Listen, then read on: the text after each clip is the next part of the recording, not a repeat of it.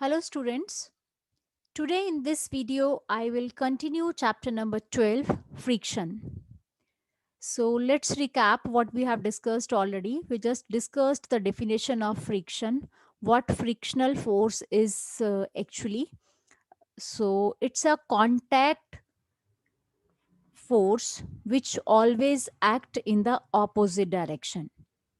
And after that we discussed the cause of friction, why friction comes into play. So irregularities is the reason for the friction to come into play. Next comes the types of friction. So here are three main types of friction: static friction, sliding friction, and rolling friction. So static friction is a friction exerted on a object at rest.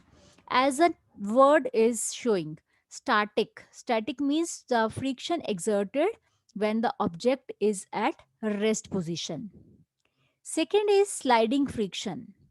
So it is a friction exerted when an object slides over the other object. Again, we can just recall it from the name, that is a sliding friction. Third type of friction is a rolling friction. This is a type of a friction exerted when an object rolls over the another object. Now children, if the object is kept and if you have to shift it from one place to another, so how what will be the easier way? That means to drag it or to slide it or to roll it. So sliding friction is slightly less than the static friction, and rolling friction is less than the sliding and static friction. Means rolling friction is always less. You must have seen the luggage with the tires, with the wheels, and it's very easy to roll that luggage. Even a child can do it. Or instead of rolling, so I think the from example it's clear that rolling friction is less than the sliding and static friction.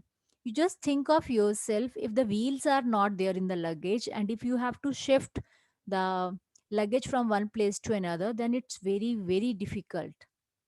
You have to apply much more force to shift the luggage from one place to another. So we can say that by taking this example, that the rolling friction is less than the sliding as well as static friction. So here comes a concept. First case, you can see that how the person is dragging, that object is at rest and he is applying a force. So this is a static friction. Here comes a sliding friction. The example on the swings, how the child slides. And this is example of rolling, that on an inclined plane, a cylindrical thing is rolling. So from the diagrams or from the pictures or from your real life examples, it's clear that rolling friction is less than the sliding as well as static friction. Next, let's children see that friction is sometime useful. I'm using this word sometime, not always it is useful. Now see where the friction is useful in our daily life activities. Friction between the feet and ground helps us to walk on the ground. I hope it's clear. Otherwise, we can slip if there will be a no friction between our feet and the ground. So it helps us to walk on the ground. Next, it is possible to write with a pen or pencil on a paper due to friction. Again, the same thing is there. If there will be a no friction, then what will happen? We are unable to write down. The pen will slip on the paper. So both are having the friction. That's why we are able to write with the pen or the pencil, or even it's possible to write down on the blackboard due to the friction between the chalk and blackboard. So I hope these are the few of the activities. Few more activities let's discuss. The friction between the tires and road helps automobiles to move on roads. Again, one thing more, the friction between the bricks helps in the construction of a building. So children, so many examples are there in our real life that friction is very useful for moving or for walking. So see, few of the pictures are there. So one first example, you must able to see that a child is holding a glass.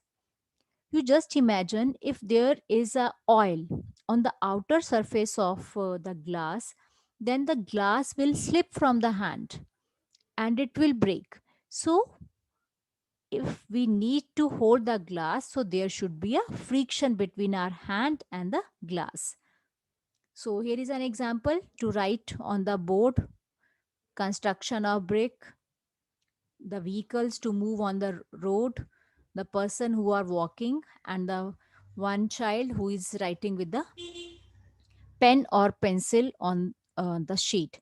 So these are the ways that we have discussed. These are the ways where the friction is very very useful to us. So in next video we'll discuss that where the friction is harmful for us, that is undesirable for us. So till then, find more examples and revise that concept. Okay, thank you.